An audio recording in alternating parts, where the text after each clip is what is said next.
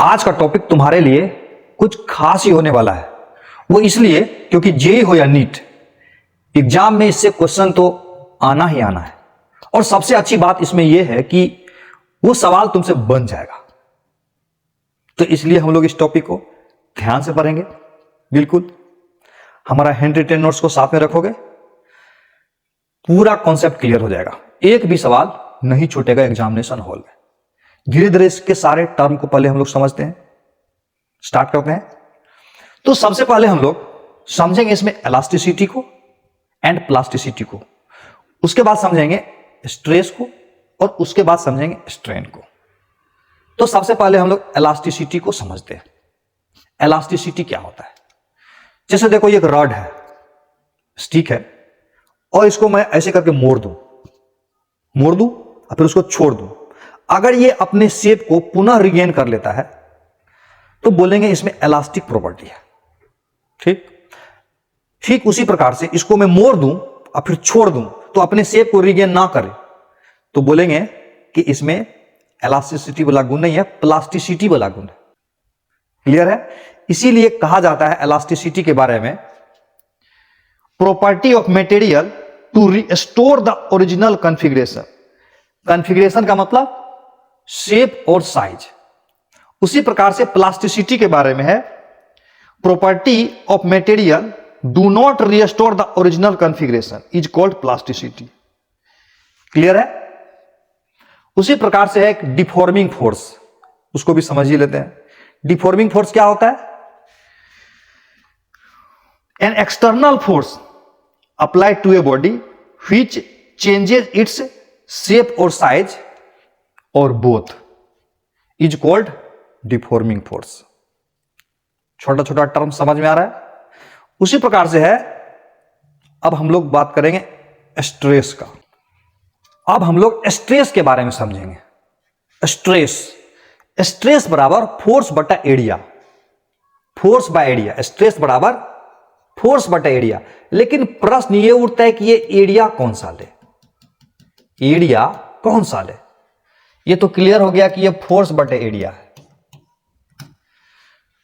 तो एरिया जो है ना, कौन सा लेंगे वो डिपेंड करेगा कि स्ट्रेस किस टाइप का है। तो याद रखना, तीन तरह का स्ट्रेस होगा। एक स्ट्रेस होगा लॉन्गिट्यूडनल स्ट्रेस, दूसरा को लॉन्गिट्यूडनल का दूसरा नाम है नॉर्मल स्ट्रेस, दूसरा हुआ टेंजेंशियल स्ट्रेस, और इसी का दूसरा नाम है शियर स्ट्रेस। और संयोग की बात है कि शियर स्ट्रेस को यानी टेंजेंशियल स्ट्रेस को इस बार सिलेबस से हटा दिया गया है। अच्छी बात है।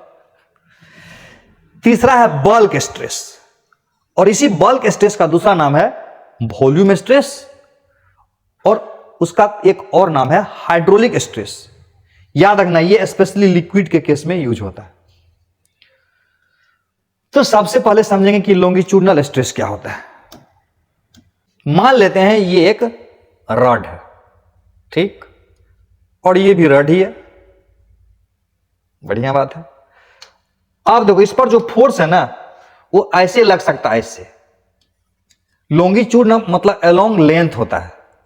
लॉन्गिट्यूडनल का मतलब होता है अलोंग लेंथ, और लेंथ के अलोंग जो होगा उसी को नॉर्मल स्ट्रेस भी बोलते हैं हम लोग। तो इधर फोर्स लगा एफ, इधर फोर्स लगा एफ, इधर फोर्स लगा एफ, इधर फोर्स लगा एफ। अब बोलो तो ये टेंशन में आएगा कि कंप्रेशन में आएगा? टेंशन में आएगा, इसलिए इसको बोलेंगे tensile stress. Tensile stress.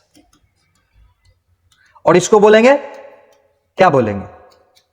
Compressive stress.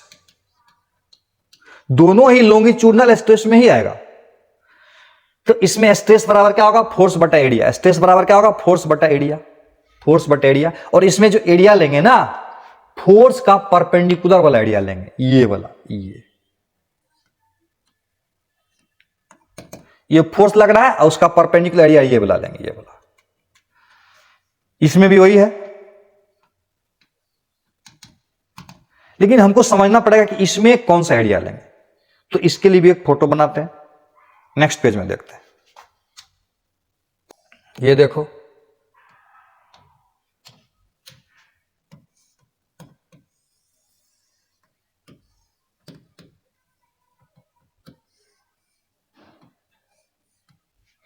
मान लेते हैं फोर्स जो है ना, इस डायरेक्शन में फोर्स लग रहा है एफ, इधर एफ। तो ये एफ जो है ना, ये वाला सरफेस को इमेजिन कर लो,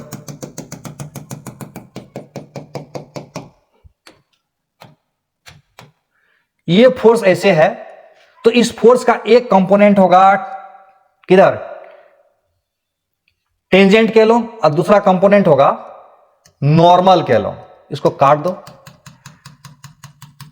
अगर ये वाला एंगल थीटा होता तो ये वाला फोर्स हुआ टेंजेंशियल और ये वाला फोर्स हुआ नॉर्मल। ये कितना होता, एफ कॉस थीटा, और ये वाला क्या होता, एफ साइन थीटा।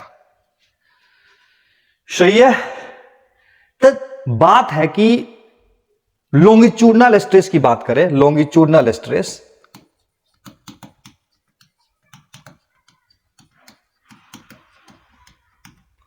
तो ये बराबर होगा, यस, ये वाला, यानी फोर्स का परपेंडिकुलर वाला एरिया। एरिया मतलब क्या हुआ, ये मान लेते हैं लंबाई एल है और चौड़ाई बी है, तो ये वाला एरिया लेंगे, ये वाला एरिया।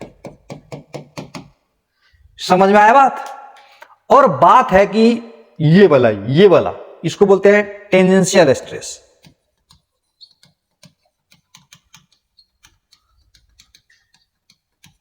तो इसमें फोर्स लेंगे टेंजेंट वाला, टेंजेंशियल यानी सरफेस के पैरेलल में बटा एरिया। अब तो इस पर सवाल ही नहीं पूछेगा तुमको, नीट में जेई में पूछेगा, इसलिए इसको पढ़ाएंगे तुमको। ठीक है, क्लियर है। अब बच गया कौन सा, वॉल्यूम स्ट्रेस, उसको भी समझ लेते हैं। जैसे कि मान लेते हैं बॉडी है लिक्विड, और उस पर जो फोर्स है ना परपेंडिकुलर लग रहा है, हर जगह फोर्स जो है ना परपेंडिकुलर लग रहा है, तो क्या होगा, इसका इस तरह का हो जाएगा। असल में वॉल्यूम में चेंज होगा नहीं। तो हम लोग जो यहां पर जो स्ट्रेस होगा ना, स्ट्रेस, इस स्ट्रेस को प्रेशर बोलेंगे, प्रेशर। और ये हो जाएगा फोर्स बटा एरिया।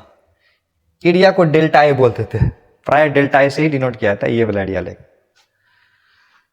इसीलिए इसको कहते हैं कि when force is acting all along the surface normal to the area, यानी फोर्स हमेशा क्या होगा, एरिया का नॉर्मल ही रहेगा हर जगह। Then force acting per unit area is known as pressure. समझ में आ गया। आगे हम लोग इस पर डिटेल में बात करेंगे। नेक्स्ट देखो, अब स्ट्रेन को समझो। क्या होता है स्ट्रेन? स्ट्रेन का मतलब होता है change in configuration divided by original configuration. Configuration का मतलब बनावट, कॉन्फ़िगरेशन का मतलब बनावट। तो तीन तरह का ये स्ट्रेन होता है। एक होता है लॉन्गिट्यूडनल स्ट्रेन, दूसरा वॉल्यूम स्ट्रेन और तीसरा शियर स्ट्रेन। तीनों को हम लोग समझते हैं। जैसे लॉन्गिट्यूडनल स्ट्रेन है, इसको समझो। जैसे कि मान लीजिए एक रॉड है, ये एक रॉड है और उस रॉड में ये लंबाई चेंज हो गया। ये ओरिजिनल लेंथ है एल, उसका लंबाई जो है चेंज कर गया डेल्टा एल। कैसे चेंज किया? हो सकता है फोर्स लगाए होंगे। तो ओरिजिनल कॉन्फ़िगरेशन इसका क्या है? एल है। एल इसका ओरिजिनल कॉन्फ़िगरेशन, उसमें चेंज कितना आया? डेल्टा एल का। तो इसलिए लॉन्गिट्यूडनल स्ट्रेन की बात जब करेंगे तो ये हो जाएगा डेल्टा एल बटा एल। डेल्टा एल यहां पर क्या है? चेंज इन लेंथ है, और एल यहां पर क्या है? ओरिजिनल लेंथ है। उसी प्रकार से वॉल्यूम स्ट्रेन में क्या होगा? वॉल्यूम स्ट्रेन में क्या होगा? जैसे देखो ये है, ठीक, वॉल्यूम चेंज कैसे होगा? अब कैसे होगा? फोर्स लगाएंगे, नहीं, फोर्स लगाएंगे, फोर्स लगाएंगे ऐसे, तो फोर्स लगाएंगे तो क्या होगा? इसका वॉल्यूम चेंज हो जाएगा, छोटा हो जाएगा। तो पहले का वॉल्यूम भी था, अब बाद का वॉल्यूम घट जाएगा। तो चेंज इन वॉल्यूम डेल भी है मान लेते हैं, और ओरिजिनल वॉल्यूम भी है। सही है। और जहां तक बात रहा शियर स्ट्रेन का, तो इसको हम लोग आगे समझेंगे डिटेल में। अब एक बात समझो कि डेल्टा एल बटा एल का एल को हम लोग फ्रैक्शनल चेंज इन लेंथ भी बोल सकते हैं और इसको फ्रैक्शनल चेंज इन वॉल्यूम भी बोल सकते हैं। यानी लॉन्गिट्यूडनल स्ट्रेन का मतलब फ्रैक्शनल चेंज इन लेंथ, अब वॉल्यूम स्ट्रेन का मतलब फ्रैक्शनल चेंज इन वॉल्यूम। समझाता हूं, जैसे बोलेगा फ्रैक्शनल चेंज इन लेंथ, तो इसका मतलब हुआ डेल्टा एल बटा एल। अब बोलेगा परसेंटेज चेंज इन लेंथ, तब क्या समझोगे? तब समझेंगे डेल्टा एल बटा एल इंटू 100। क्लियर है? अब एक एग्जाम्पल से समझो। जैसे एग्जाम्पल में बोलेगा if percentage increase in length is 10%, percentage increase in length is 10%। तो इसका मतलब हम लोग समझेंगे, इसका मतलब क्या हुआ? इसका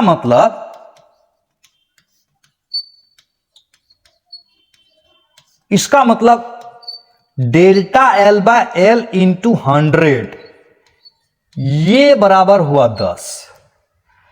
अगर बोलता फ्रैक्शनल चेंज इन लेंथ तो ये हो जाता है 10 बटा 100। क्लियर हो गया? ये हुआ इसका मतलब। अब आगे समझो। अब हम लोग समझेंगे कि ये हुक्स लॉ क्या होता है। हुक्स लॉ क्या होता है? तो कहता है within elastic limit, within elastic limit, ध्यान रखना स्ट्रेस जो होगा ना, stress directly proportional to strain होगा। स्ट्रेस जो होगा ना डायरेक्टली प्रोपोर्शनल टू स्ट्रेन होगा। तो इस प्रकार से स्ट्रेस बराबर क्या होगा? स्ट्रेस बराबर, ये प्रोपोर्शनलिटी को हटाएंगे तो एक कांस्टेंट आएगा जिसको प्रोपोर्शनलिटी कांस्टेंट बोलते हैं। कांस्टेंट अगुना स्ट्रेन हो जाएगा। तो ये जो कांस्टेंट होगा ना, कांस्टेंट बराबर क्या होगा? कांस्टेंट बराबर हो जाएगा स्ट्रेस बटा स्ट्रेन। कांस्टेंट बराबर क्या हो जाएगा?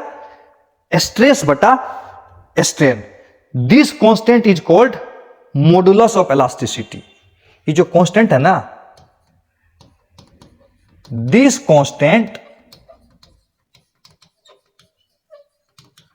Is called modulus of elasticity.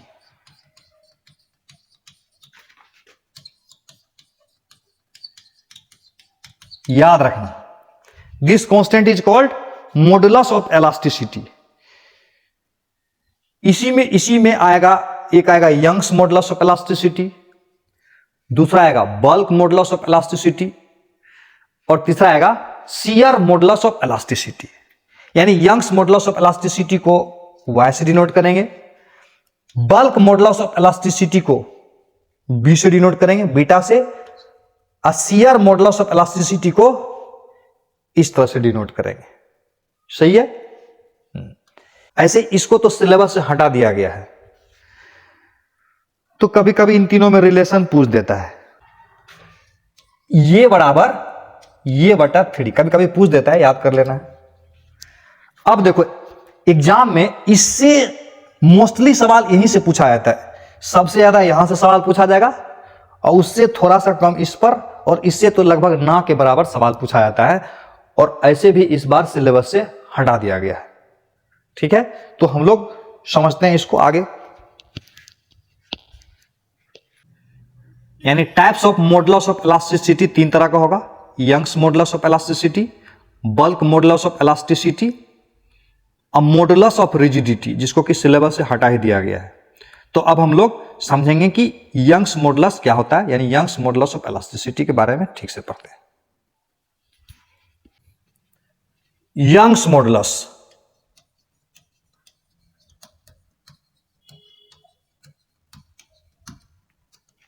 बराबर हो जाएगा स्ट्रेस बटे स्ट्रेन, स्ट्रेस बाय स्ट्रेन।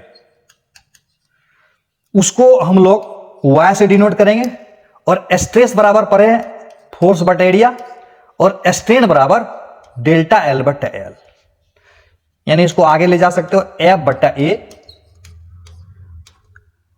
और डेल्टा एल बटा एल, ऐसे कर सकते हो।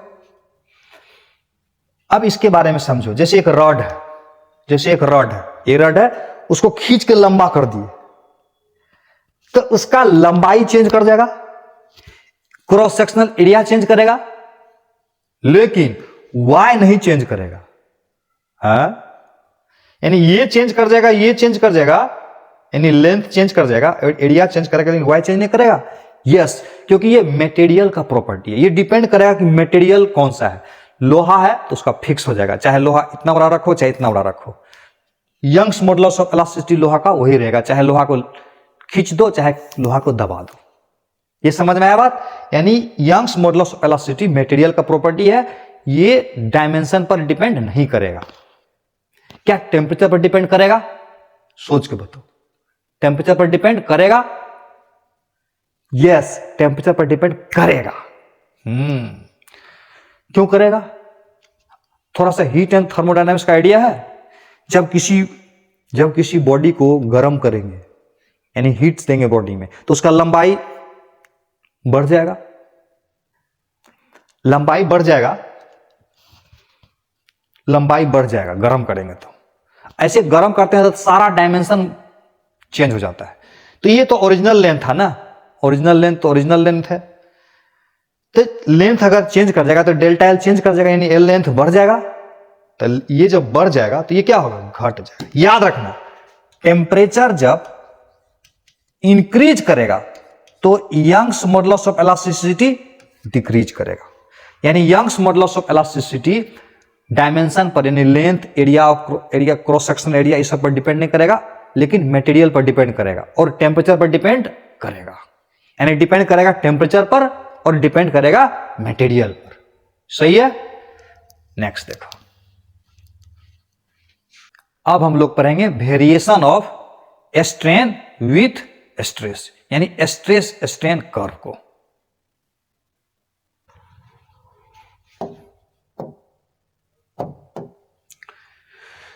एक कॉन्सेप्ट और सीख लो, जैसे इधर स्ट्रेस है और इधर स्ट्रेन है,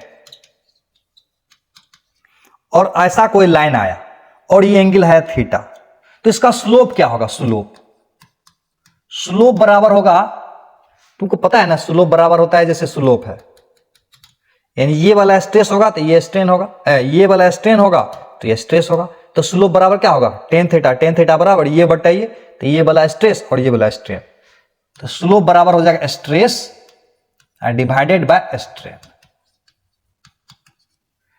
यानी स्लोप मतलब टेन थीटा। याद रखना, स्ट्रेस और स्ट्रेन का कर्व होगा तो उसका जो स्लोप होगा वो क्या बताएगा? यंग्स मॉडुलस ऑफ इलास्टिसिटी को बताएगा। याद कर लेना, स्लोप किसको बताएगा? यंग्स मॉडुलस ऑफ इलास्टिसिटी को। कर्व को ध्यान से समझना है, इधर स्ट्रेस है और इधर स्ट्रेन है। कैसे कर्व होता है देखो, सबसे पहले ऐसे यहां से यहां सीधा लाइन जाएगा, और यहां से आगे कैसे बढ़ोगे देखो, बढ़ने का तरीका समझाता हूं मैं। यहां से ऐसे करके ऐसे जाना, और ऐसे करके और थोड़ा ऐसे आना, एक एक करके हमको समझा रहे हैं तुमको। इसको ओ है, इसको मान लेते हैं ई, और इसको मान लेते हैं बी, और इसको मान लेते हैं एफ। ई का मतलब हो गया इलास्टिक लिमिट, यहां से जो यहां है ना, यहां से यहां, इसको बोलेंगे, कलर बदल लेता हूं ना, यहां से जो यहां है ना, इसको बोलेंगे इलास्टिक रीजन। क्या बोलेंगे? Elastic region. और यहां से यहां का जो पार्ट है ना, उसको बोलेंगे प्लास्टिक रीजन। प्लास्टिक रीजन, ठीक से समझोगे, टेंशन नहीं लेना है। इलास्टिक रीजन का मतलब क्या? वापस अपने शेप पर आ जाएगा, यानी बॉडी को छोड़ देंगे, बॉडी को छोड़ देंगे तो क्या होगा? वापस अपने शेप पर आ जाएगा। यानी ओ से ई जो है ना, उसको बोलते हैं इलास्टिक रीजन। बॉडी को इस रीजन में अगर छोड़ दोगे तो अपने शेप पर आ जाएगा। अब प्लास्टिक रीजन का मतलब क्या होता है? वापस अपने शेप में नहीं आएगा। क्या होगा? वापस अपने शेप में नहीं आएगा।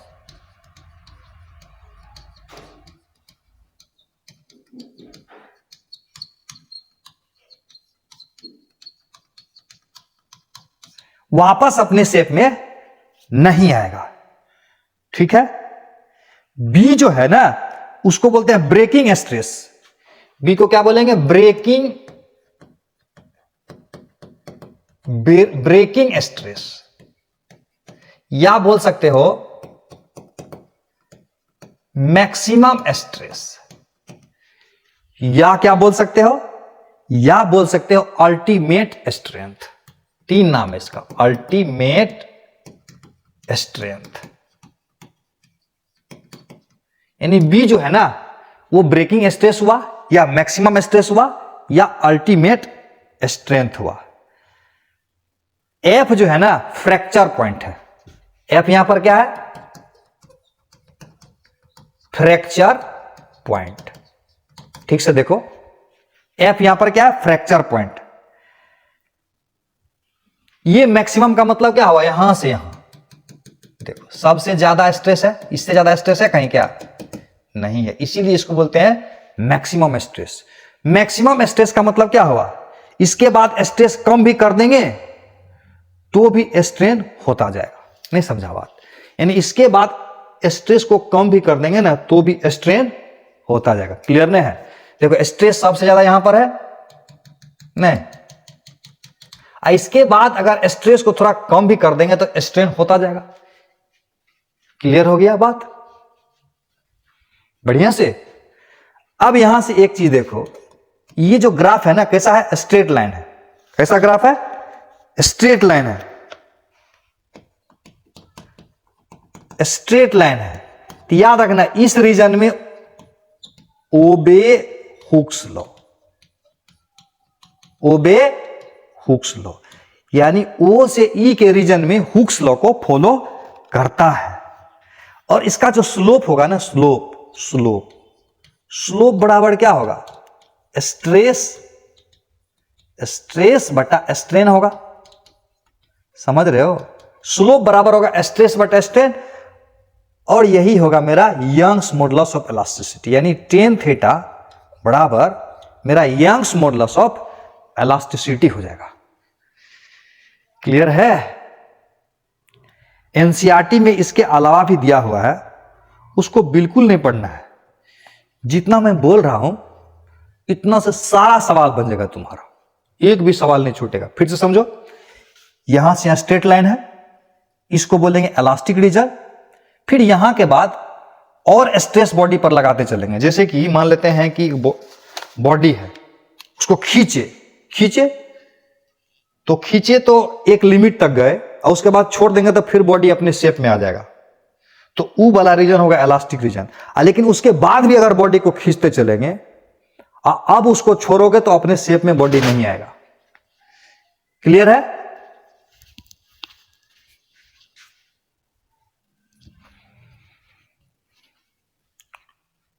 उसको बोलते हैं प्लास्टिक रीजन।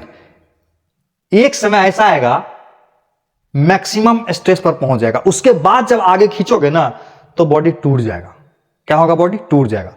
तो ये जिसका जितना ज्यादा लंबा होगा उतना आसानी से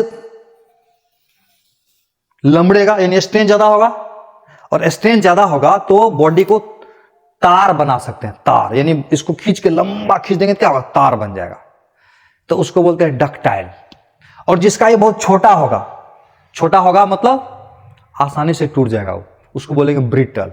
तो हम लोग अब डक्टाइल और ब्रिटल को समझते हैं क्या होता है।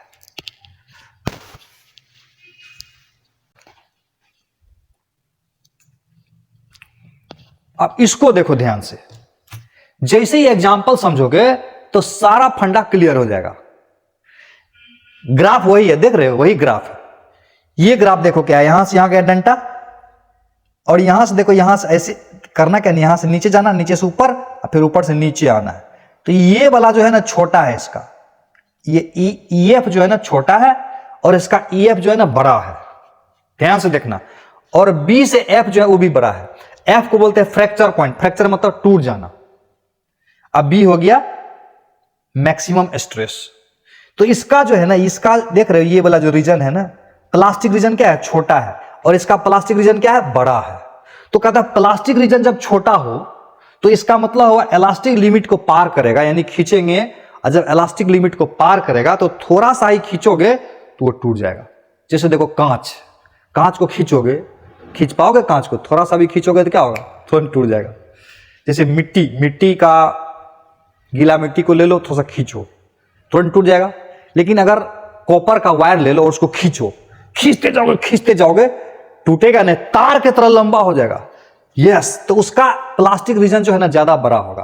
तो याद रखना, ब्रिटल का मतलब होता है, ब्रिटल का मतलब है जो तुरंत टूट जाना। ब्रिटल का मतलब होता है जो तुरंत टूट जाना, मतलब ब्रिटल हुआ। और डक्टाइल का मतलब तुरंत नहीं टूटना बल्कि लंबा हो जाना, उसको बोलते हैं डक्टाइल। तो ब्रिटल वाला में क्या होगा ना, प्लास्टिक रीजन जो होगा ना, प्लास्टिक रीजन, EF को बोलेंगे प्लास्टिक रीजन, वो स्मॉल होगा। और BF जो होगा ना, फ्रैक्चर पॉइंट, वो छोटा होगा। BF जो होगा ना वो स्मॉल होगा। BF भी क्या होगा, स्मॉल। BF भी क्या होगा, स्मॉल होगा। और इसमें BF क्या होगा, E to F, यानी प्लास्टिक रीजन इसमें लार्ज हो जाएगा, या BF, NCERT एग्जाम्पलर में BF करके दिया हुआ, BF यानी मैक्सिमम स्ट्रेस से लेके फ्रैक्चर पॉइंट की लंबाई ज्यादा होगा, तो इसका मतलब वो डक्टाइल हो गया। दोनों में अंतर समझ में आया? यानी प्लास्टिक रीजन अगर छोटा रहेगा तो ब्रिटल मतलब तुरंत टूट जाना, और प्लास्टिक रीजन अगर बड़ा होगा तो डक्टाइल, यानी वो तार की तरह लंबा हो जाएगा, यानी आसानी से मोल्ड करके कोई भी शेप दिया जा सकता है। यानी इस तरह का रहेगा तो आसानी से मोड़ के कोई भी शेप दिया जा सकता है, क्योंकि खींचने पर जल्दी वो टूटता नहीं है। प्लास्टिक रीजन उसका लार्ज होता है और इसका प्लास्टिक रीजन स्मॉल होगा। नेक्स्ट देखो, अब इस एग्जाम्पल से मुझे बताओगे इस सब का जवाब। सबसे पहले देखो, यंग्स मॉडुलस ऑफ इलास्टिसिटी, इसका ज्यादा किसका ज्यादा? यहां से यहां जो लाइन है ना वो 60 डिग्री का एंगल बना रहा है, इलास्टिक वाला रीजन, और इसका जो इलास्टिक वाला रीजन है वो 30 डिग्री का एंगल बना रहा है। तो इसका मतलब हुआ कि यंग्स मॉडुलस ऑफ इलास्टिसिटी ये ए है, ये ए है और ये बी है। मतलब एक मटेरियल ए है जिसको मशीन से खींच रहे हैं, और दूसरा मटेरियल बी है उसको भी मशीन से खींच रहे हैं। तो दोनों में सबसे पहले बताओ कि यंग्स मॉडुलस ऑफ इलास्टिसिटी किसका ज्यादा होगा, कौन ज्यादा ब्रिटल है वो बताना है, कौन ज्यादा डक्टाइल है वो बताना है, कौन ज्यादा स्ट्रॉन्ग है वो बताना है, और कौन ज्यादा इलास्टिक है वो बताना है। ये है सवाल। तो सबसे पहले जान लो, यंग्स मॉडुलस ऑफ इलास्टिसिटी मतलब स्लोप से होता है ना, तो इसका जो YA का होगा वो कितना हो जाएगा, 1060 डिग्री हो जाएगा ना, 1060 डिग्री स्लोप। 1060 बराबर √3 हो जाएगा। और Y जो B का होगा, यानी B का यंग्स मॉडुलस बराबर हो जाएगा 1030 डिग्री, 1/√3। ऐसे दिया हुआ नहीं रहेगा, मैं तुमको समझा रहा हूं। तो इसका मतलब सबसे पहला बात तो Young's modulus of elasticity A का Young's modulus of elasticity B से ज्यादा होगा। अब देखो ब्रिटल कौन होगा, ब्रिटल का मतलब जल्दी कौन टूट जाएगा, यानी खींचे जल्दी से टूट जाएगा, यानी मशीन लगा के खींचेंगे। तो ये E हो गया इलास्टिक, और F हो गया फ्रैक्चर पॉइंट, और B हो गया मैक्सिमम स्ट्रेस। तो E से F यानी प्लास्टिक रीजन, इसका यानी फ्रैक्चर पॉइंट जल्दी आ जा रहा है इसका, यानी E से F यानी प्लास्टिक रीजन कम है, इसका मतलब फ्रैक्चर पॉइंट जल्दी आ जा रहा है, यानी खींचेंगे तो जल्दी फ्रैक्चर पॉइंट आ जाएगा, यानी जल्दी टूट जाएगा। तो इसका मतलब ये, और इसमें देखो, इसमें ये E है और इसमें ये B है और ये F है। इसका फ्रैक्चर पॉइंट जो है ना देर से आ रहा है, यानी मशीन से खींचते जा रहे हैं, प्लास्टिक रीजन लंबा हो रहा है, यानी बहुत ज्यादा खींचने पर स्ट्रेन का वैल्यू बहुत ज्यादा देने पर ही वो टूट जा रहा है, टूट पा रहा है। तो इसका मतलब ये होगा डक्टाइल। तो क्या बोलेंगे, डक्टाइल। B इज लिखेंगे B is more ductile, B is more ductile. अब brittle, A is more brittle, A is more brittle, more brittle.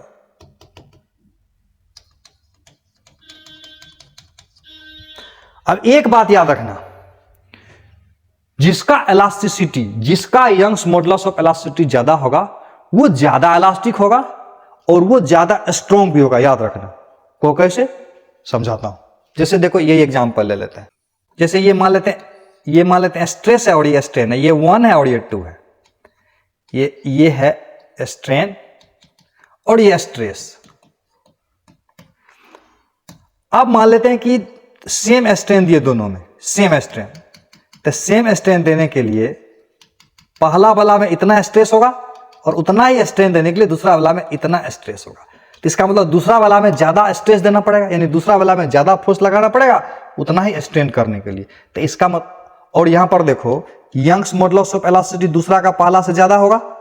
तो याद रखना, जिसका यंग्स मॉडुलस ऑफ इलास्टिसिटी ज्यादा होगा उसको उतना ही स्ट्रेन, सेम स्ट्रेन देने के लिए ज्यादा फोर्स लगाना पड़ेगा। ज्यादा फोर्स लगाना मतलब क्या हुआ, सेम लंबाई चेंज करने के लिए रबर है और स्टील है और दोनों का 1 सेंटीमीटर लंबाई बढ़ाना है। तो किसमें ज्यादा फोर्स लगेगा तुमको? स्टील में लगेगा, रबर में कम फोर्स लगेगा। यानी सेम स्ट्रेन देने के लिए जिसमें ज्यादा फोर्स लगेगा वो ज्यादा स्ट्रांग होगा और वो ज्यादा इलास्टिक होगा और वो उसका ज्यादा यंग्स मॉडुलस ऑफ इलास्टिसिटी होगा। याद रखना, जिसका यंग्स मॉडुलस ऑफ इलास्टिसिटी ज्यादा होगा वो ज्यादा स्ट्रांग होगा, वो ज्यादा इलास्टिक होगा। याद रखना। तो इसका मतलब स्ट्रांग कौन है? स्ट्रांग है ए इज मोर स्ट्रांग ने, ए इज मोर स्ट्रांग। और इलास्टिक कौन ज्यादा है? तो बोलेंगे A is more elastic, A is more elastic. नीचे लिख दोगे ए इज मोर इलास्टिक। दोनों में क्लियर है? नेक्स्ट, ऐसे ही एग्जांपल से सारा चीज क्लियर कर दूंगा, तुम्हारा टेंशन नहीं लेने का। नेक्स्ट, इस कॉन्सेप्ट को ध्यान से समझो। तो जैसे यंग्स मॉडुलस ऑफ इलास्टिसिटी बराबर होता है स्ट्रेस बटा स्ट्रेन। जैसे हम बात करते हैं, एक एग्जांपल समझ लो। जैसे इधर ले लिया स्ट्रेन और इधर ले लिया स्ट्रेस। दो मटेरियल है, एक है 1 वाला और एक है 2 वाला। अब दोनों में हम स्ट्रेस को फिक्स कर देता हूं। स्ट्रेस को फिक्स कर दो, यानी स्ट्रेस को फिक्स कर दो। स्ट्रेन देखो किस में ज्यादा है, यहां एक 1 है और एक 2 है। तो दूसरा वाला में सेम स्ट्रेस देने से कम स्ट्रेन है और पहला वाला में ज्यादा स्ट्रेन है और उतना ही स्ट्रेस है, यानी सेम स्ट्रेस दिए तो कम स्ट्रेन है, इसमें ज्यादा स्ट्रेन है। यानी स्ट्रेन अगर हो जाएगा कम तो ये स्ट्रेस क्या होगा, यंग्स मॉडुलस ऑफ इलास्टिसिटी क्या होगा, ज्यादा। या ऐसा समझो, फिर से समझाता हूं। ये अगर हो जाए ज्यादा तो ये हो जाएगा कम। तुम मुझे बताओगे रबर और स्टील में ये वाला रबर कि ये वाला रबर का स्ट्रेन ज्यादा होगा तो रबर का यंग्स मॉडुलस ऑफ इलास्टिसिटी कम होगा। जैसे स्टील की बात करें, स्टील तो स्टील में स्ट्रेन कम होगा, यानी सेम फोर्स लगा के स्टील में मान लेते हैं 5 न्यूटन का फोर्स लगाए स्टील में और 5 न्यूटन का फोर्स लगाए रबर में, तो स्टील में कम स्ट्रेन होगा तो स्टील का यंग्स मॉडुलस ऑफ इलास्टिसिटी ज्यादा होगा। तो याद रखना, क्या याद रखना है? याद रखना है कि जिसका यंग्स मॉडुलस ऑफ इलास्टिसिटी ज्यादा होगा उसमें कम स्ट्रेन होगा सेम स्ट्रेस डालने से। तो इसीलिए कहते हैं कि steel is more elastic than rubber. ऐसे रबर जो है ना इलास्टोमर्स होता है। फिर भी तुलना के लिए करने के लिए समझा रहा हूं। एनसीईआरटी में लिखा हुआ है, क्या लिखा हुआ है, steel is more elastic than copper, brass, aluminium. याद रखना, ठीक है। नेक्स्ट हम लोग समझते हैं एलास्टोमर्स क्या होता है। एलास्टोमर्स क्या होता है? जैसे इधर हुआ स्ट्रेस और इधर हुआ स्ट्रेन, इसके बीच में ग्राफ जब खींचते हैं ना तो उसका ऐसा आ जाता है, यानी स्ट्रेट लाइन हुआ क्या? Not straight line. इसका मतलब हुक्स लॉ को फॉलो करेगा? Yes, not follows Hooke's law. इसी में आया था रबर। ठीक है, और भी एनसीईआरटी का कुछ पॉइंट्स है, देख लो। क्लियर है? यस। नेक्स्ट, अब एक छोटा सा कॉन्सेप्ट है इलास्टिक आफ्टर इफेक्ट। कहता है the delay in regaining the original configuration by the bodies on the removal of deforming force is called elastic after effect. The elastic after effect is negligibly small for quartz fiber and phosphor bronze. For this reason, the suspensions made from quartz and phosphor bronze are used in galvanometers and electrometers. For glass fiber, elastic after effect is very large. It takes hours for glass fiber to return to its original state on removal of deforming force. नहीं समझा? यानी खींचने के बाद छोड़ दें तो अपने शेप में आने के लिए, यानी डिले टाइम में हो, तो उसी को बोलते हैं इलास्टिक आफ्टर इफेक्ट। एक और टर्म है इलास्टिक फैटिग। ये क्या होता है? कहते बार बार रबर को खींचोगे तो क्या होगा? उसका इलास्टिसिटी का जो गुण है ना वो लॉस कर जाएगा। तो कहते हैं the loss of strength of the material due to repeated strength on the material is called elastic fatigue. That is why bridge are declared unsafe after a long time of their use. नहीं बोलता है कि bridge जो है इतना समय के बाद ये ब्रिज काम नहीं करेगा, तो उसमें काउंट कर लेते हैं एक दिन में एक एवरेज कितनी गाड़ी जाएगी, कितना बार वो ब्रिज ऊपर नीचे करेगा, तो उसका इलास्टिसिटी धीरे धीरे घट जाएगा और एक समय आएगा कि उसमें इलास्टिक गुण खत्म हो जाएगा। तो डिक्लेयर कर देता है कि ये जो ब्रिज है ना इतना दिन में खत्म हो जाएगा। जैसा कि तुमको कई बार समझा चुका हूं, कितना भी थ्योरी का ज्ञान ले लो, सवाल नहीं बनेगा। ठोकर खाने से अकल आती है, याद रखना। तो सवाल से कुछ ठोकर खाओ, सोचने की पावर बढ़ेगा। तो अगला सवाल लो।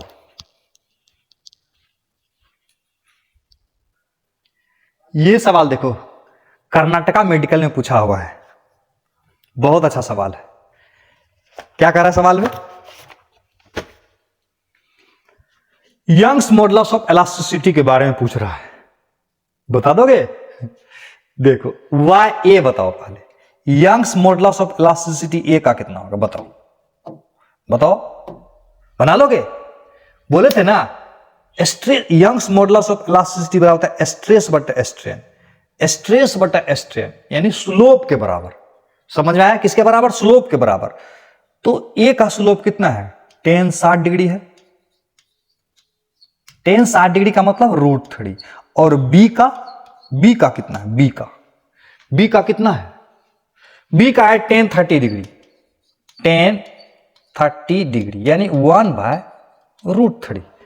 अब क्या करना है? रिलेशन लेना है, वाई ए बटा वाई बी कर लो। वाई ए कितना है? √3 है। वाई बी कितना है? 1/√3।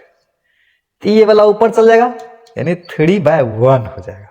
नहीं तो वाई ए बराबर 3YB हो जाएगा। इससे करके गुना करोगे, समझ में आया? यानी वाई ए बराबर 3YB, वाई ए बराबर 3YB, ये वाला हो गया। समझ में आया? यस। अगला सवाल ले लो।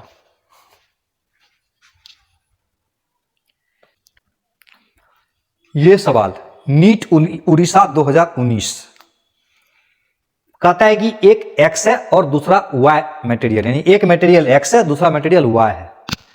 और एक्स वाला मटेरियल में ध्यान से सब क्वेश्चन के ऊपर हो, कहता है कि अल्टीमेट स्ट्रेंथ और फ्रैक्चर पॉइंट के बीच का जो दूरी है ना कम है, और वाई वाला में अल्टीमेट स्ट्रेंथ और फ्रैक्चर पॉइंट के बीच का दूरी ज्यादा है। तो बोल रहा है एक्स एंड वाई के बीच में, ऑप्शन में दिया हुआ है कि एक्स एंड वाई के लाइक में यानी बोलना है प्लास्टिक है, डक्टाइल है, बताओ क्या होगा? यानी ये वाला कैसा होगा तुमको लग रहा है? ब्रिटल कौन होगा, ई वाला कि ई वाला? तो इसका मतलब एक्स वाला हो जाएगा कैसा? ब्रिटल हो जाएगा नहीं, और वाई वाला लगता है ना डक्टाइल हो जाएगा। यानी खींच रहे हैं, फ्रैक्चर पॉइंट लेट से आ रहा है, यानी तार के जैसा लंबा हो जाएगा। ये तुरंत आ गया फ्रैक्चर पॉइंट, तो क्या कहेंगे? एक्स वाला जो है ना ब्रिटल है और वाई वाला जो है डक्टाइल है। तो आंसर कौन सा होगा? C number. बहुत बढ़िया। नेक्स्ट, ये क्वेश्चन देखो एनसीईआरटी का है 9.9। कहता है the graph are drawn to the same scale. कहता है which of the material has greater Young's modulus. बताओ किसका यंग्स मॉडुलस ज्यादा होगा? ये तो क्लियर है कि ई वाला केस में स्लोप ज्यादा है ना, ई वाला केस में स्लोप कम है। तो जिसका स्लोप ज्यादा होगा उसका यंग्स मॉडुलस ऑफ इलास्टिसिटी ज्यादा होगा। यस। दूसरा बोल रहा है which material is more ductile. Ductile का मतलब, डक्टाइल का मतलब हुआ कि तार के जैसा लंबा कौन ज्यादा हो सकता है? तो आंसर है ए, यानी which material is more ductile, मतलब ए वाला मटेरियल ज्यादा डक्टाइल है बी वाला मटेरियल के तुलना में। अगला कह रहा है कि व्हिच इज मोर ब्रिटल। ज्यादा ब्रिटल कौन है? दूसरा वाला। क्यों? क्योंकि दूसरा वाला में जल्दी से जल्दी इलास्टिक लिमिट से, यानी प्लास्टिक रीजन छोटा है, इसमें प्लास्टिक रीजन बड़ा है। प्लास्टिक रीजन का बड़ा का मतलब हुआ उसको खींचते जाएंगे तार की तरह लंबा होते चलेगा। अब प्लास्टिक रीजन छोटा का मतलब खींचेंगे जल्दी उसका फ्रैक्चर पॉइंट आ जाएगा, यानी वो जल्दी टूट जाएगा। तो व्हिच इज मोर ब्रिटल का मतलब बी वाला जो है ना ज्यादा ब्रिटल है। कहता है which of the two is strong material. तो जैसा कि तुमको बताया स्ट्रॉन्ग मटेरियल कौन सा होता है? जिसका यंग्स मॉडुलस ऑफ इलास्टिसिटी ज्यादा होता है वो स्ट्रॉन्ग मटेरियल होता है। तो स्ट्रॉन्ग मटेरियल कौन होगा, ए वाला कि बी वाला? क्लियर है, ए वाला होगा स्ट्रॉन्ग मटेरियल यहां पर। वेरी गुड, मजा आ रहा है? यस। नेक्स्ट, आप समझो analogy of rod as a spring. बहुत बहुत इंपॉर्टेंट है। यानी स्प्रिंग और रॉड में एनालॉजी मतलब समानता। क्या है समानता? तो सबसे पहले स्प्रिंग के बारे में आइडिया ले लो। मान लेते हैं ये स्प्रिंग है, ठीक, और ये स्प्रिंग का नेचुरल लेंथ है L0, ठीक है। और उसी स्प्रिंग पर फोर्स लगाए, क्या लगा दिए? फोर्स लगा दिए। फोर्स लगाए F, कितना फोर्स लगाए? F फोर्स लगाए। तो स्प्रिंग का जो लंबाई है ना x चेंज कर गया, तो F बराबर K इंटू एक्स बोलेंगे। F बराबर K इंटू एक्स, जहां F K को हम लोग क्या बोलते हैं? स्प्रिंग कांस्टेंट, और x को क्या बोलते हैं? इलोंगेशन। याद रखना, कभी कभी ये L0 है और ये लंबाई अब मान लेते हैं L हो गया, तो x बराबर क्या हो जाएगा? जरूरत पड़ने पर काम आता है, x बराबर L माइनस L0, यानी F बराबर K इंटू एक्स, और x के जगह L माइनस L0 का इस्तेमाल कर सकते हैं हम लोग। अब यहां देखो पोटेंशियल एनर्जी का नाम सुने हो? पोटेंशियल एनर्जी, पोटेंशियल एनर्जी क्या होता है? तो पोटेंशियल एनर्जी को अगर U से डिनोट करेंगे तो हो जाएगा हाफ के एक्स स्क्वायर, हो जाएगा हाफ के एक्स स्क्वायर। अब देखो वर्क, ये जो फोर्स है ना, इस फोर्स के द्वारा वर्क डन कितना होगा? वर्क डन तुमको पता है ना, वर्क डन बराबर increase in potential energy. Simple रखते हैं, तो वर्क डन बराबर कितना हो जाएगा? यही हो जाएगा वर्क डन बराबर हाफ के एक्स स्क्वायर, यानी वर्क डन बराबर इंक्रीज इन पोटेंशियल एनर्जी। सही है। अब इसी की जगह हम लोग लेते हैं रॉड। क्या लेते हैं इसके जगह? रॉड ले लेते हैं। अब ये रॉड ले लो, रॉड, रॉड या वायर कुछ भी ले सकते हो।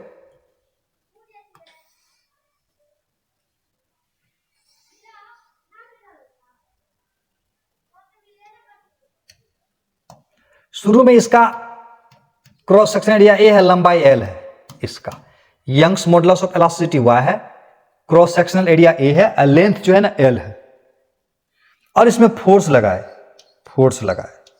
तो इसका लेंथ में जो परिवर्तन आ गया ना, इतना आ गया, मान लेते इतना आ गया डेल्टा एल। डेल्टा एल बराबर क्या होगा समझो, अगर शुरू का लेंथ अगर L1 होगा और बाद का लेंथ अगर L2 होगा तो डेल्टा एल बराबर L2 माइनस L1, याद कर ले, डेल्टा एल बराबर L2 माइनस L1। तो यंग्स मॉडुलस ऑफ इलास्टिसिटी के बारे में हम लोगों को पता है, बराबर क्या होता है, स्ट्रेस बटा स्ट्रेन होता है। स्ट्रेस बराबर क्या हो जाएगा, फोर्स बटा एरिया, और स्ट्रेन बराबर डेल्टा एल बटा एल। तो y बराबर क्या हो गया, यंग्स मॉडुलस ऑफ इलास्टिसिटी बराबर क्या हो गया, क्या हो जाएगा, F बाय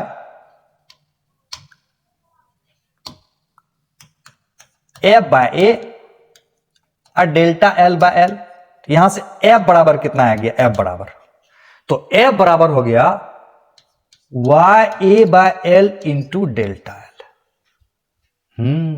तो इसी को अगर तुम F मान लो और इसको K मान लो और इसको X मान लो, यानी इसको मान लो X, इसको मान लो X, तो F बराबर K X टाइप से लग रहा है कि नहीं, F बराबर लग रहा है K इंटू एक्स। यानी स्प्रिंग के तरह अगर रॉड को मानोगे, रॉड को अगर स्प्रिंग के तरह मानोगे तो K की जगह लिखना पड़ेगा, K की जगह याद कर लो क्या लिखना पड़ेगा, K की जगह लिखना पड़ेगा Y A by L, Y A by L लिखना पड़ेगा। तब क्या होगा, रॉड या वायर एकदम स्प्रिंग की तरह काम करेगा। समझ में आ रहा है बात, यानी जो काम स्प्रिंग में होगा वही काम इस रॉड में होगा, सिर्फ बदल देना है K को, K बराबर लेना है वाई ए बटा एल। देखना सारा सवाल बनेगा जल्दी जल्दी, इस पर ध्यान से देखना। नेक्स्ट देखो,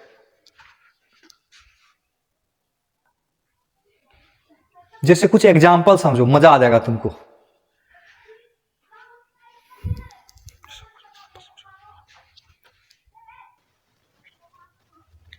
अब कुछ एग्जाम्पल समझो, कसम से मजा आ जाएगा तुमको, ध्यान से समझो। जैसे अगर एक सवाल होता, बोलेगा ये स्प्रिंग है, ठीक, और इस स्प्रिंग में बोलेगा एक मास को बांध दिया गया। किसको बांध दिया गया, एक मास को बांध दिया गया, एम मास को। तो सवाल में ये कह रहा है कि स्प्रिंग में कितना आएगा इलोंगेशन, यानी x बराबर व्हाट, क्या होगा। तो तुमको पता है नीचे जो लगेगा वो क्या लगेगा, mg लगेगा।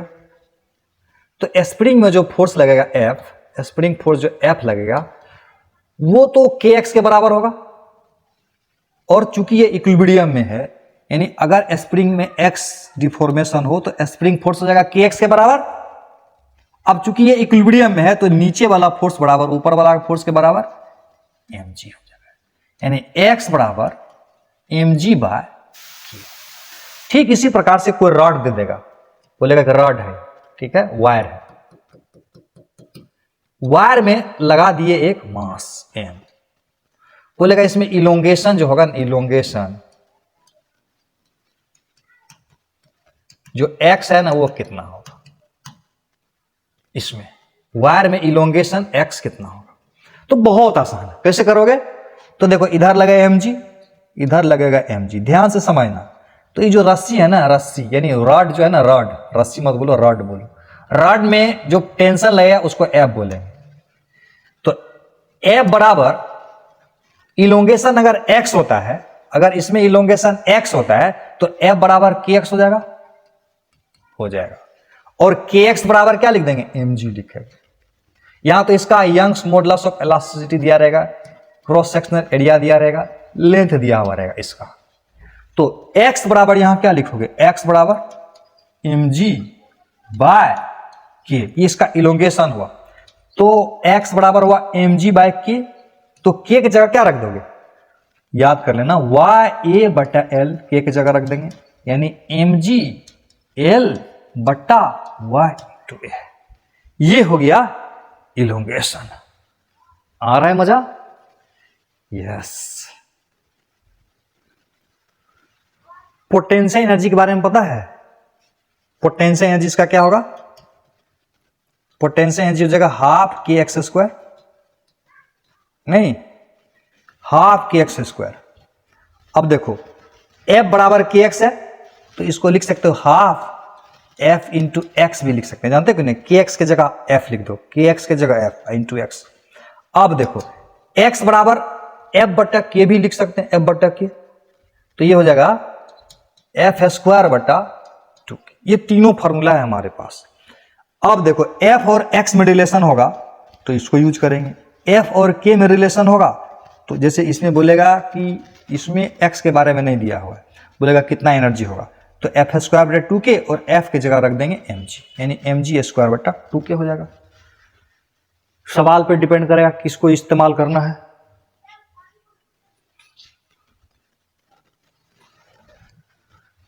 जैसे ये क्वेश्चन ले लो, इसका मास m है, बोलेगा find elongation, find elongation and potential energy. कैसे निकालें? यानी इसमें x बराबर क्या होगा ये बताओ, अब पोटेंशियल एनर्जी बराबर क्या होगा ये बताओ, दोनों बताना। अब देखो नीचे कौन सा फोर्स लग रहा है, नीचे जो फोर्स लगा है mg लग रहा है ना, तो नीचे mg लग रहा है तो इसमें जो फोर्स लगा वो क्या होगा, ये भी mg हो जाएगा। अब मान लेते हैं इसमें रॉड में ध्यान रहे ये इसमें मासलेस अभी है, इसका मासलेस है, Young's modulus of elasticity y है, क्रॉस सेक्शन एरिया a है और लेंथ l है। तो ये बराबर f होगा और f बराबर kx हो जाएगा। जैसे स्प्रिंग में देखे थे, अगर f लगेगा स्प्रिंग पर फोर्स और इलोंगेशन अगर x हो जाए तो f बराबर kx होता है, और वो बराबर mg रख देंगे, तो यहां से x बराबर क्या होगा, mg बाय k हो जाएगा। क्या हो जाएगा? mg बाय k हो जाएगा। और यहां k का वैल्यू कितना लेंगे, k का वैल्यू लेंगे ya बटा l, l को ऊपर में ले लेते हैं। प्रश्न उठता है कि पोटेंशियल एनर्जी कितना होगा, क्या पोटेंशियल एनर्जी कितना होगा। देखो यहां पर x नहीं है मालूम, तो पोटेंशियल एनर्जी कैसे निकालेंगे। देखो पोटेंशियल एनर्जी का फॉर्मूला है हमारे पास में, पहला है हाफ के एक्स स्क्वायर, दूसरा है एफ स्क्वायर बटा 2k, और तीसरा है हाफ एफ इंटू एक्स। कौन सा इसमें इस्तेमाल करेंगे तो ठीक रहेगा। देखो इसमें x मालूम नहीं था तो ये वाला इसमें इस्तेमाल नहीं करेंगे, x इसमें भी मालूम नहीं तो ये वाला इस्तेमाल भी नहीं करेंगे, लेकिन f मालूम है, f की जगह कितना mg है और k है, यानी पोटेंशियल एनर्जी की जगह क्या यूज करेंगे, एफ स्क्वायर बटा 2k, और f की जगह कितना रख देंगे, यानी इसके जगह ले लेंगे एफ स्क्वायर बटा 2k और f की जगह mg ले लेंगे ना, f की जगह mg, तो mg का स्क्वायर कर देंगे और 2 इंटू k के स्थान पर पता है क्या ले लेंगे, ya बटा l, यानी mg का square into l divided by 2ya। जैसे यहां पर एक स्टील का वायर है और यहां पर एक कॉपर का वायर है और इसमें एक फोर्स लगा है F। तो कॉन्सेप्ट समझा देता हूं। इसका मान लेते हैं कि यंग्स मॉडुलस y1 है, क्रॉस सेक्शन एरिया a1 है, लंबाई l1 है इसका, और इसका मान लेते हैं y2 है, a2 है और l2 है। Young's modulus of elasticity y1 है, क्रॉस सेक्शन एरिया a1 है, लंबाई l1 है इसका, उसी प्रकार से इसका है।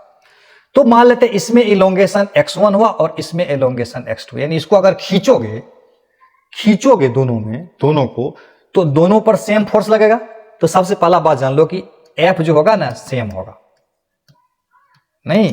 अगर इसमें डिफॉर्मेशन x1 है तो ये हो जाएगा k1 x1, अगर इसमें डिफॉर्मेशन x2 है ये हो जाएगा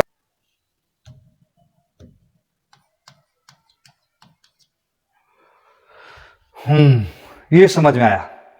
और एक बात x1 प्लस x2 बराबर x हो जाएगा।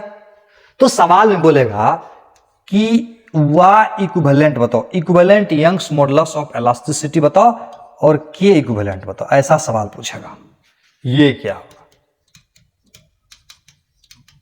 ज्यादातर केस में equivalent Young's modulus of elasticity पूछता है। ठीक है भाई। तो देखो x1 की जगह क्या रख दोगे, x1 की जगह रख दोगे F/K1 और x2 की जगह क्या रख दोगे, F/K2 और x की जगह क्या रख दोगे, मान लेते हैं इसका इक्विवेलेंट है K इक्विवेलेंट इंटू x, तो क्या रख दोगे, क्या रख दोगे यहां पर, क्या रख दोगे बोलो। तो x की जगह क्या रख देंगे, F/K इक्विवेलेंट।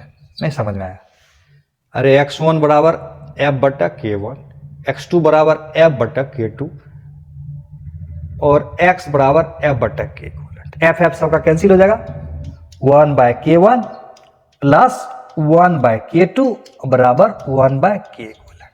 यहां से K इक्विवेलेंट आ जाएगा K1 K2 bye K1 plus K2 आएगा। सही है, ये तो K इक्विवेलेंट आया। Y इक्विवेलेंट कैसे निकालेंगे, नेक्स्ट देखो ध्यान से। यही सिचुएशन था ना, इस पर फोर्स लगा रहे थे, तो इसमें डिफॉर्मेशन x1 आया, इसमें डिफॉर्मेशन x2 आया, तो हम लोगों को यहां पर निकालना है equivalent Young's modulus of elasticity. तो अब देखो, तो एक बात तो जान रहे हो कि F सेम होगा, F बराबर K1 x1 बराबर हो जाएगा K2 x2। तुमको पता है ना, स्प्रिंग में अगर डिफॉर्मेशन x हो तो स्प्रिंग फोर्स हो जाएगा kx। x1 प्लस x2 बराबर x हो जाएगा। तो x1 बराबर यहां क्या हो जाएगा, F/K1 F/K2 और ये F/K इक्विवेलेंट। सही है, K इक्विवेलेंट इंटू x, यानी दोनों मिला के एक मान लेंगे, उसका K इक्विवेलेंट हो गया और उसका x हो गया। अब देखो यहां से कैंसिल हो जाएगा F, तो 1/K1 1/K2 1/K इक्विवेलेंट। अब देखो K1 की जगह क्या रख देंगे, K की जगह हम लोग को पता है ना K बराबर YA/L होता है, तो हो जाएगा YA/L YA/L YA/L बराबर YA/L, Y इक्विवेलेंट YA।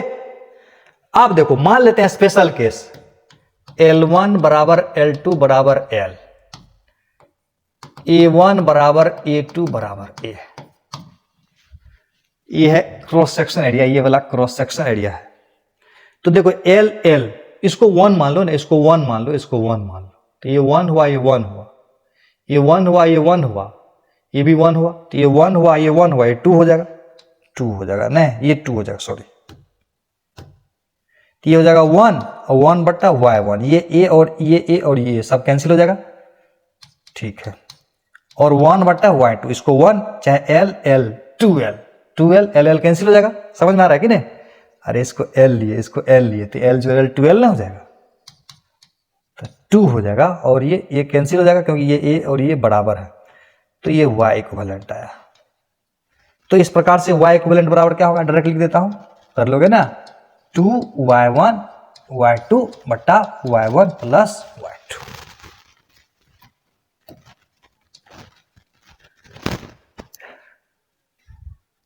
क्या क्लियर है, सवाल में जब आएंगे ना तो धूम मचा देंगे, इसीलिए ये सब बता रहा हूं तुमको। सवाल में धूम मचाना है ना,